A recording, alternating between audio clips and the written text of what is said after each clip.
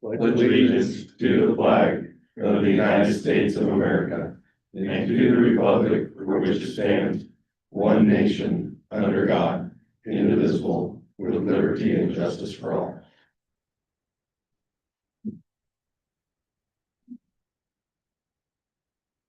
Okay. Can get approval of January 13, 2026 minutes? I move to approve the minutes. Can I get second that? All in favor? Aye. Okay, citizen comments. Nothing? Okay, we're gonna go to new business, badge pinning. All right. I'm up first. So I'm going to introduce our three newest full-time members of the district, our firefighters. And so I'm going to have the three that just went through academy. If you guys want to step forward, and then you can kind of face the audience. So I have the privilege of putting Sydney, Mitchell, and Bailey through firefighter academy the first 2 weeks of January. We went through 80 hours of firefighter training. These folks come from different backgrounds and they already have experience. And so all three of them already had their firefighter one. And so the training that we did was kind of to brush up their firefighter skills. I know Bailey and Mitchell, they've been with us on our single rule car, so it's been a while since they've used their actual firefighter skills. And then Sydney, she's coming from a whole different agency. And so learning the Lebanon way was our goal during that time. And so we did various skills of throwing ladders, forceful entry, search and rescue. We cut holes in roofs. We did vertical ventilation. And then we also ended with a car fire prop where they actually got to see live fire for their training. So with that, I just want to say welcome to our three newest firefighter career members. And yeah, we look forward to you guys having a long, happy career with us. Thank you.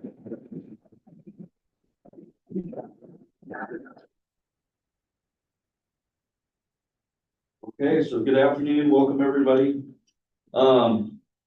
We're gonna do something a little different here tonight, and that is we have some appointments that we call limited duration appointments. And so we're gonna recognize those people as well, along with the promotional appointments and swearing in of our newest members. And I wanted to do that. Number one, I think it's important that we recognize all of our people and when our people step up and face that challenge. So, you know, this is an important occasion, and we're going to be swearing in firefighters, we're going to be swearing in engineers, we're going to be swearing in lieutenants and a division chief. One of our engineers and our division chief are the temporary appointments, but I think that by nature, it's just as a heavy a weight that the position is held in a temporary position. So I feel that needed to be recognized. Not to take away from our people that are getting the full-time appointments, but the weight is the same. So it's with a deep commitment from our leadership that we recognize these people and that we hold this ceremony today, and we feel it's important for this recognition. This is more than formality. It's a commitment to service and integrity and courage that these people have stepped forward to do. Firefighting is not just a job, it's a promise to protect life and property, often under challenging circumstances. And it requires strength, skill, and above all, heart. And through Academy, I think that Chief Dewar can contribute these people approach the Academy with that heart. For our engineers, your position is critical to the job function that our firefighters do. It has a critical role, and it ensures that when seconds count, everything works flawlessly. You're the second set of eyes and ears for the lieutenants. And for our lieutenants, it's leadership. It's not about rank, it's about responsibility. It's about guiding your team with wisdom and courage. So today, as we take our oath, we remember that it's not just words, it's a pledge to uphold the highest standards of the profession.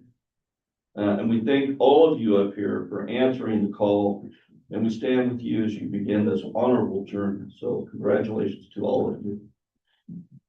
So with that, I'm gonna have you all raise your right hand and repeat after me. I state your name.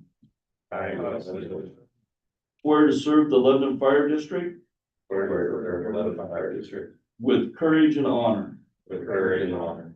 I will protect life, I will protect life, property, property, and community with skill and compassion. and community with skill and compassion. I will act bravely, I will act bravely, train diligently, train diligently, uphold the Constitution of the United States, uphold the Constitution of the United States, and maintain integrity in every call.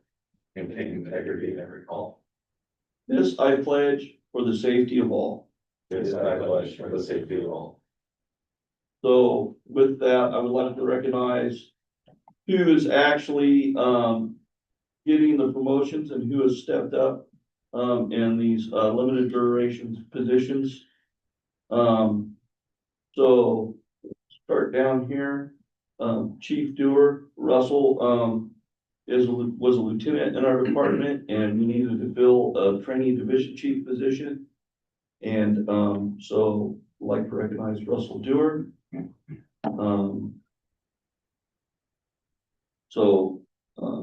We can kind of give Russell a handling of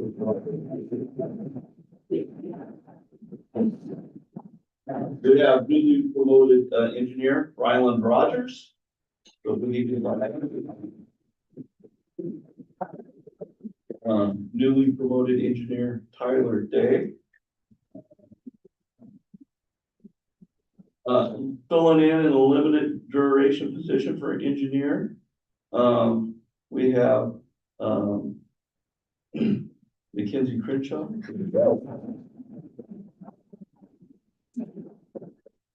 And then promoted to lieutenant, we have Mr. Jason Carroll.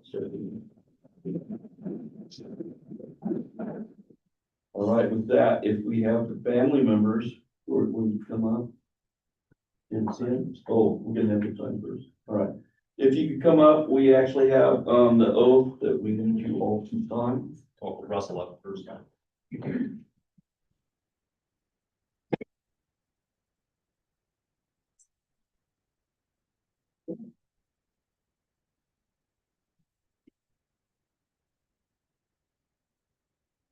Riley?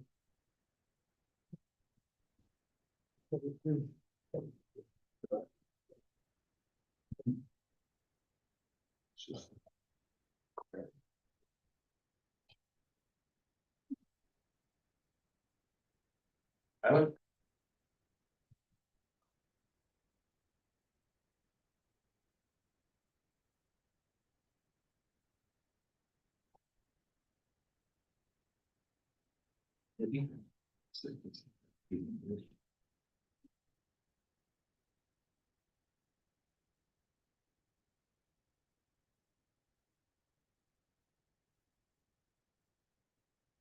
Jason.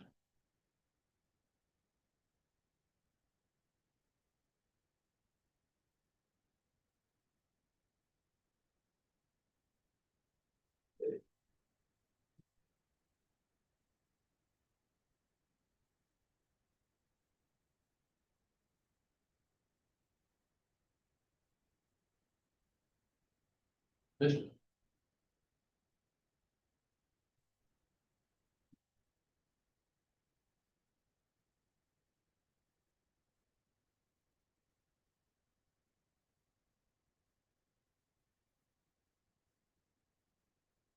That's it.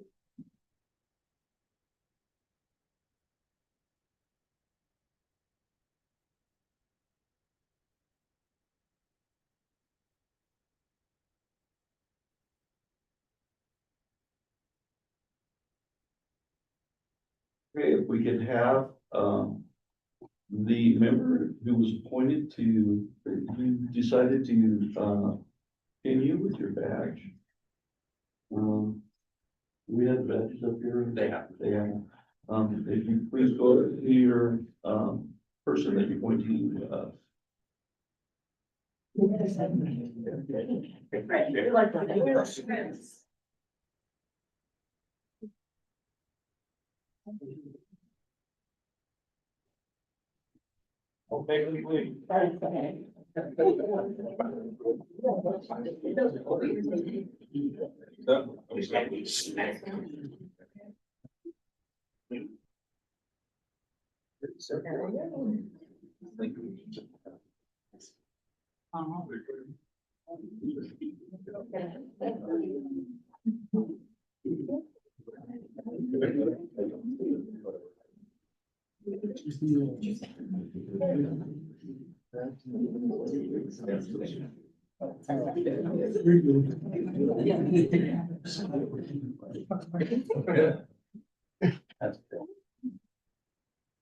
So I think that this is the largest group that we had ever done at one, so it's kind of historic here at the LLP.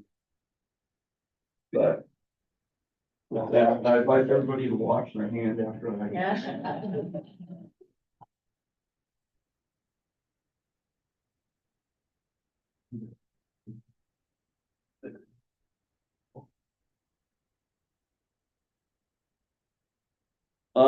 With that, I would invite you to stay for the board meeting if that's really what you come here for. You would like to do. If it's not, though, we do have, some cakes and refreshments in the kitchen. You can spend time with your family and friends, in the kitchen and celebrate this evening. So that. Our.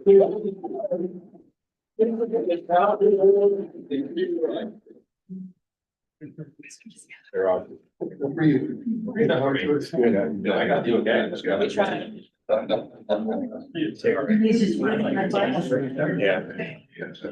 Thank you, guys. Ready? Where was Kyle? Was he on the call?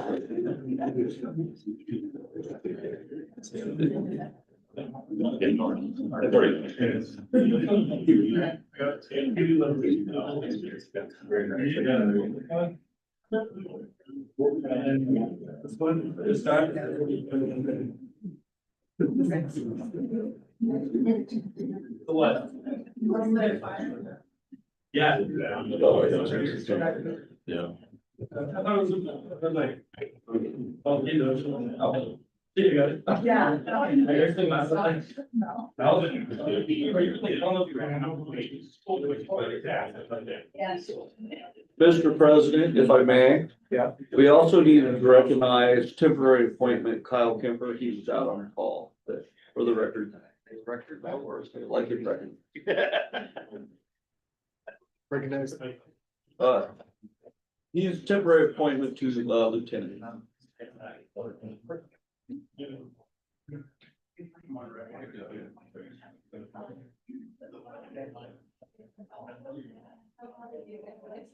Stay, that's the boss state. I know how to.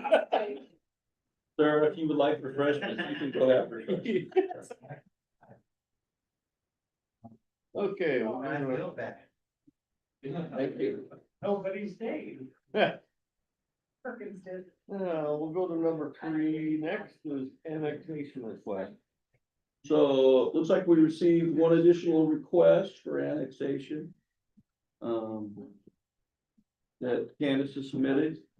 Kind of as mentioned last month, it's not without some hiccups, but we're forging through that. So I was gonna ask how that was going. we have gathered, Fire Marshal Headings gathered some more information on that and made some contacts.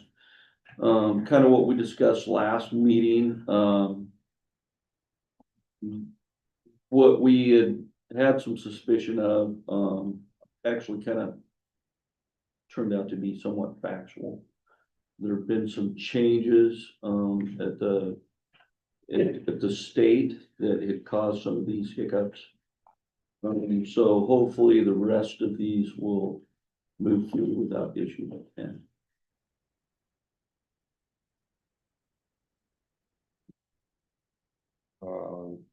Number 4, appoint budget officer and review budget calendar.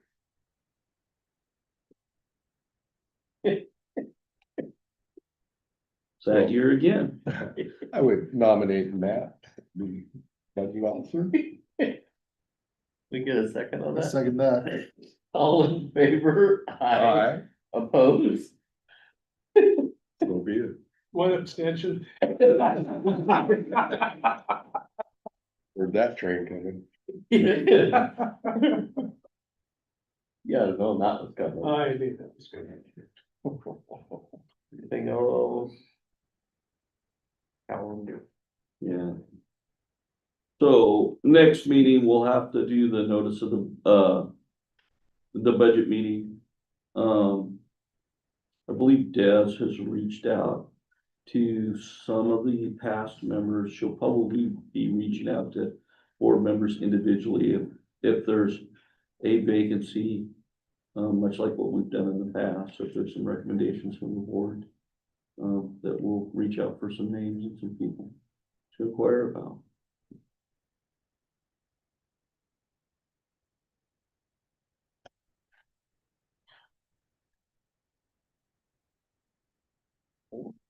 Other questions on that? Nope. Nope, we have a calendar here. Looks like I gotta add a few more things. Matt, more things to your calendar? That works. That's okay. Okay, on to number 5, financial report.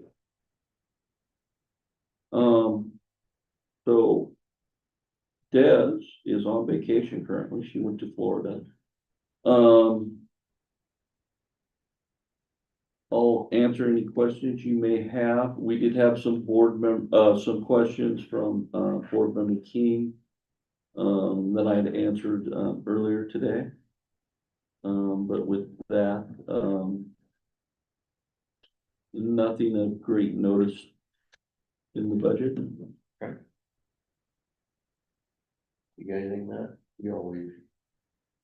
I haven't gone through it, but then, you know, as long as we're in line for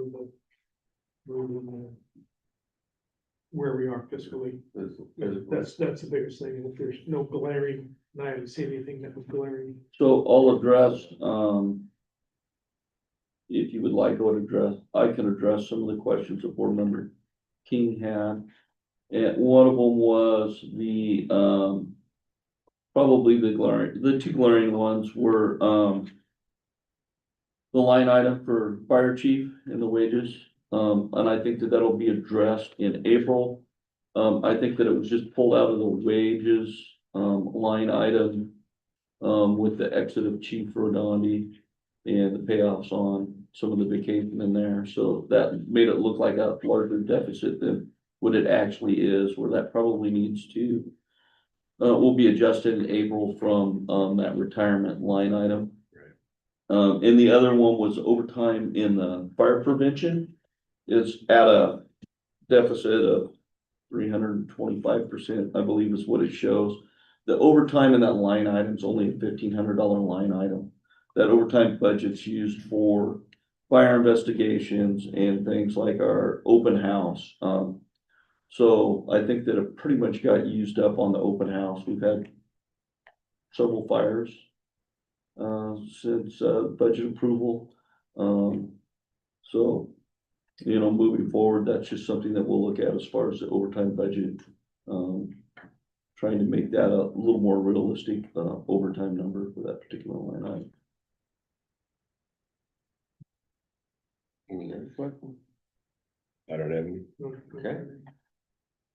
Let's go to number 6, legislative updates. So I sent you guys out a bunch of bills that are coming up earlier this week. There's a couple of notice, that, I think is worthy of talking about. Of course, one of them is, the modernization, EMS modernization bill. That actually, I believe yesterday, they had some open hearings on that. Which was something that was worked on last year. There was a significant dollar amount tied to it. It's being put forth now without, the financials to it, and just trying to establish some basics, for the state of Oregon EMS, some labor workforce, issues, looking at funding, particular items like that. The other thing to notice that I'll probably put out there is that Senate Bill 454, which was passed this last year, which is the rural fire protection district funding, which is which I was able to get a seat on the committee that is looking at that. It's purely a fact finding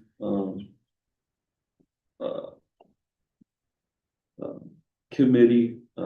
No money's tied to it as far as any funding, but it's more looking at and researching what solutions could for sustainable funding for rural fire protection districts in Oregon. Committee's made up of multiple departments across the state, large and small. There's also a subcommittee that's built of actual small departments. So Lynn County has very good recognition as far as that. The fire chief of Jefferson sits on the small department subcommittee, and like I said, I was able to get a seat at the actual committee. So we have a meeting next week. We met last month, setting some ground rules, talking about what is affecting rural fire protection districts out there, enterprise funds, enterprise zones, urban renewal districts, and of course capitation. So lots of work on that. We're meeting once a month all the way up till November legislative session. So that's what I have on legislative updates. Okay, any questions on that? Okay, number 7, union addressing the board.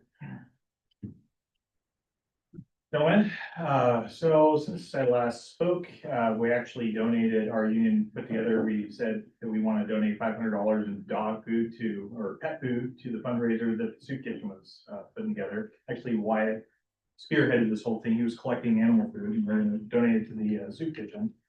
So we took our $500 down to Tractor Supply and I went to pay for it. And I'm like, wait a minute, I thought I was supposed to get a discount. And they're like, oh no, we're paying for it. So I'm like, well, I have this $500. I guess we're just gonna have to double the donation. So I loaded 720 pounds into my Volkswagen Atlas and trucked it down there. So with that, so we were able to donate all that food to the soup kitchen, thanks to the union donation there, which pushed them over to 2 tons of animal food, which will feed. They said it'll feed animals for an entire year. And the nice thing about doing that is we provide the food for the animals. Now the homeless people will actually feed themselves because we found a lot of the times that people will feed their animals first. So that was a great thing for us to put together. And then lastly, we're excited to see the new hirees and the promotees join our force. They're all great people to have. They're going to make a big impact in our station here.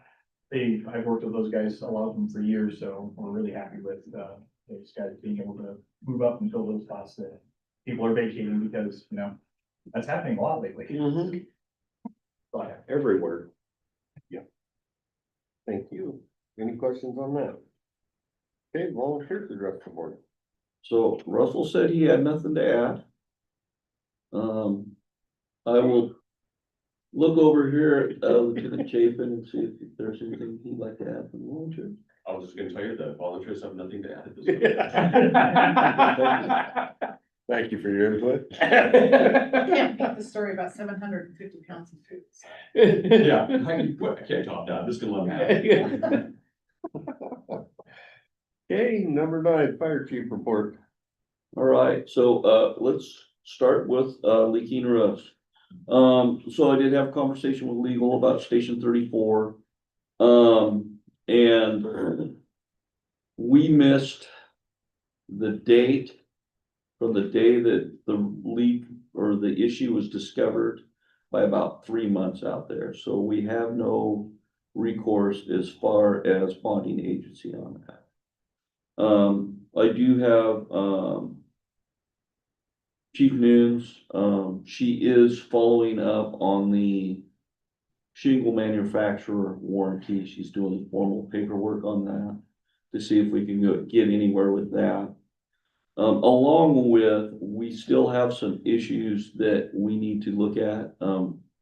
We have the architect of this particular station and their engineers are gonna be out doing a site visit here, kind of a final walk through. They've agreed to take a look, out there, make some recommendations. As well as we have, some other companies that are coming out, to take a look to make some recommendations. To see how we can extend the life of that roof out there as long as we potentially can. So. Station, yeah. On the roof stuff, have you looked at setting up an annual inspection for all of our roofs? You know, you mentioned that we have the same problem going on here, and it was just happenstance we came across that. So are you gonna set up an ongoing inspection so that we catch these things? I think that especially with Station 34, I think that we need to, and I think that that's a great recommendation. Okay.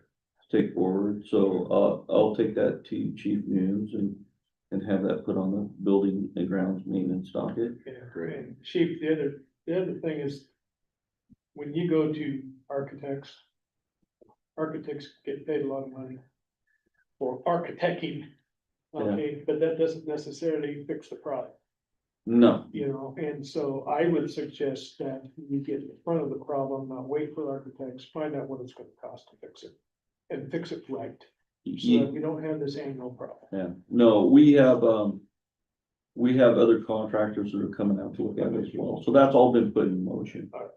Yeah.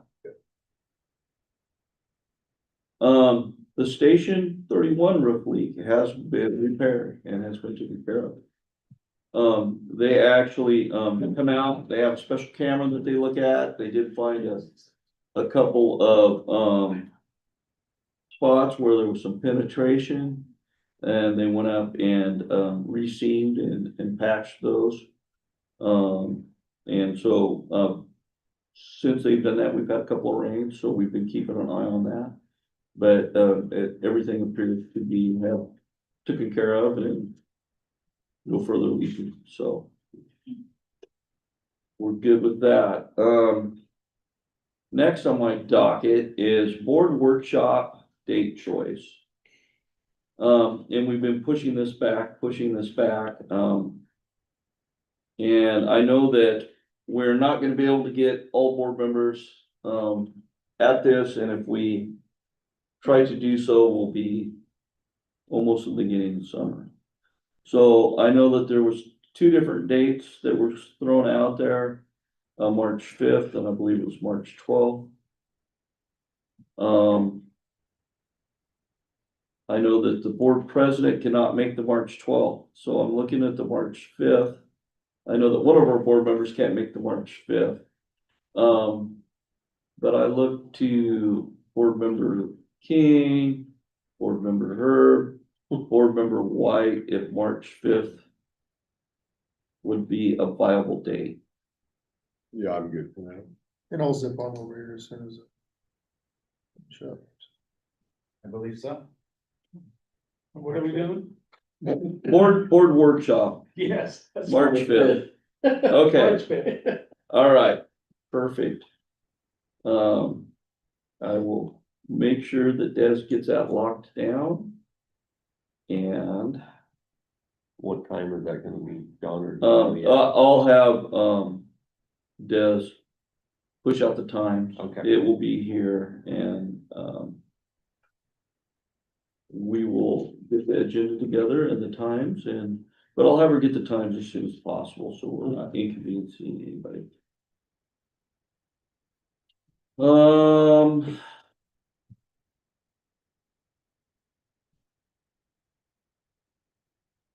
So, couple of groups out there that I would like to recognize. One is, Comp Northwest out here. the medical school, who we've had a wonderful working relationship with, over multiple years since they actually come into town. And I just want to recognize them. Chief Dewar, has been out there doing some walkthroughs of their facilities, and, we're actually gonna be doing some training out there at their facilities, which we typically do every year, but I think it's just important that we recognize them. What a great partnership that we've had with them. The other one is, the Roundhouse Foundation. We recently got a grant for $2,500, from the Roundhouse Foundation, in support of the Young Women's Fire Academy. So we're gonna be hosting the Young Women's Fire Academy. But we couldn't have done it without this grant, that they awarded us. The Roundhouse Foundation's a private family foundation based in Sisters. And I got to sit down and meet with the person that came out and gave us the grant. And, you guys have seen the, Columbia commercials that had Grandma Gert. So this is the family, Grandma Gert is the one that established this foundation. And they, go out all throughout Oregon, but, primarily rural Oregon, coming up with creative and community-centered solutions for challenges in community Oregon. And I had a wonderful conversation, with Erin, who's the granddaughter, of the family that helps run this foundation. And so I thought that it was important that we recognize them for this, so. Also like to talk about, so kind of just give an update, from my perspective, I kind of initially, my first meeting here, laid out a 120-day plan. And the progress and the pace on that plan, and I set a pretty aggressive one, but I done it for a reason, and the reason why I set an aggressive one is, number one, it keeps me on task and it keeps the leadership team on task. For the most part, we're hitting all our benchmarks, or we've surpassed some of the dates on that, with maybe the exception of the board workshop. But we're falling in line and we're keeping pretty close with that. So, you know, like I said, without the great leadership team that I have here, we wouldn't be, moving forward as aggressively as what I'd hoped or what I'd planned. So, we're staying on pace, for that plan. Me and Mark and, Russell just recently attended the SDAO conference. Very informative. We sat on some great classes, learned a bunch of stuff. I think it was a worthwhile 3 days that we were there. There's some items I think that we learned there that, we found out that we should be changing here. One of them, interestingly enough, I said it on the meeting laws, and one of the things that was talked about was social media. And being cautionary as board members on social media when you're a known member, of the board, and posting something that is work related, and then having another board member string in something, and then there's another conversation, and then another board member jumps on, right? And so, just being cognizant of those types of things, which is something that I hadn't really thought about, but, I thought, oh, yeah, that's an excellent point, to bring up, so. Very worthwhile conference. The other thing that's coming up, trainings for me and the leadership team, is that this month, we'll be, going to the DPSST. They have their winter fire school every year.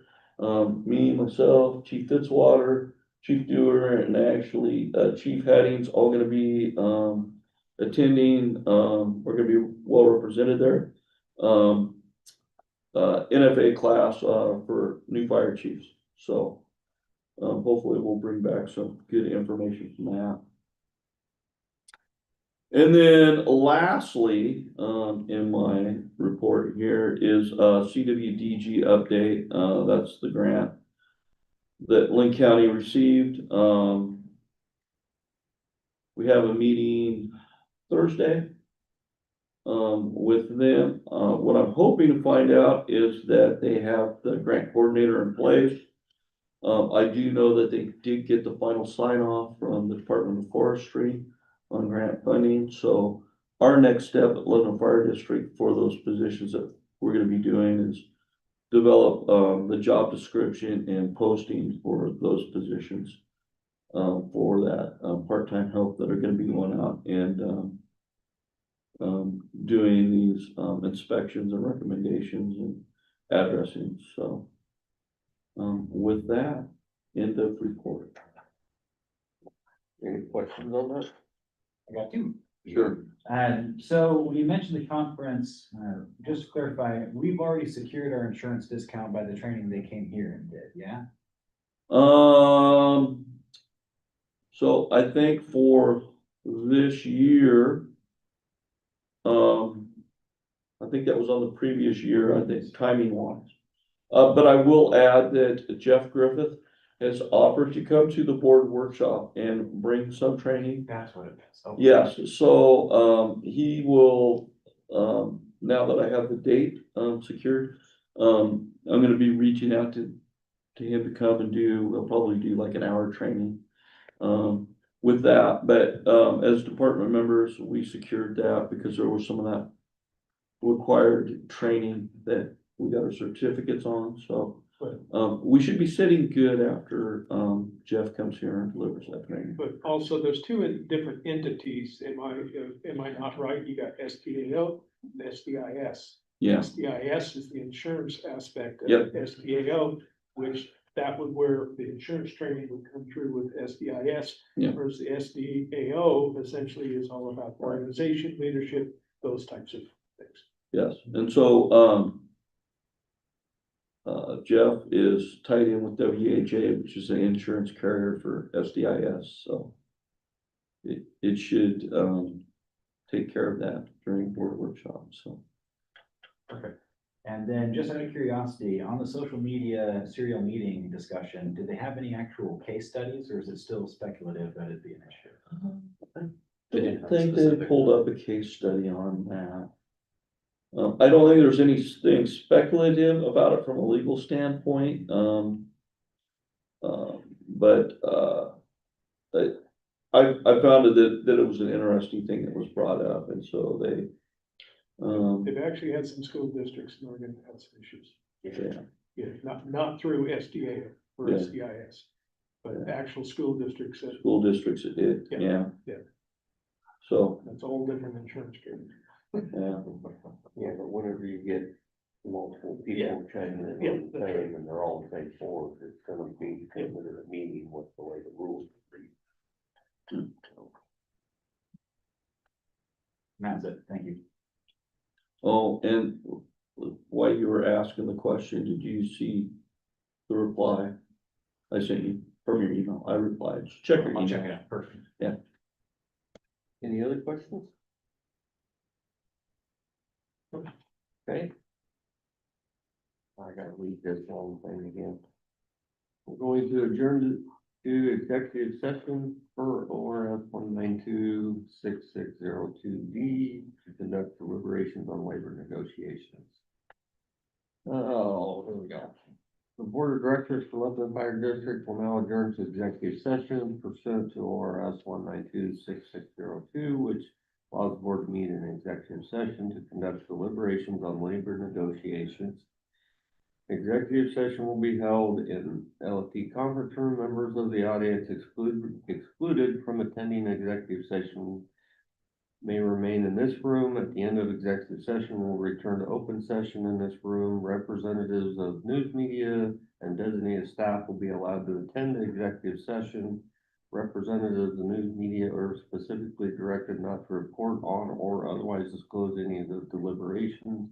or anything said about these subjects during the executive session, except to state the general subject of the session as previously announced. No decisions may be made in executive session. They really need to make that small.